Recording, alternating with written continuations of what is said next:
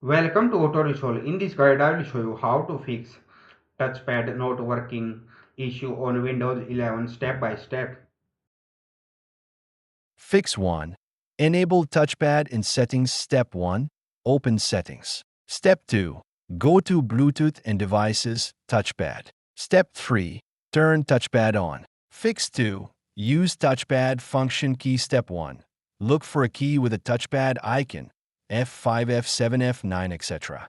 Step 2. Press F and plus that key. Step 3. Check if touchpad starts working. Fix 3. Restart your laptop. Step 1. Save your work. Step 2. Restart the laptop. Step 3. Test the touchpad. Fix 4. Update or reinstall touchpad driver. Step 1. Right-click Start Device Manager. Step 2. Expand mice and other pointing devices. Step 3. Right-click Touchpad Update Driver. Step 4. If not fixed, select Uninstall device and restart. Fix 5. Enable touchpad from BIOS. EFI. Step 1. Restart laptop. Step 2. Enter BIOS, EFI.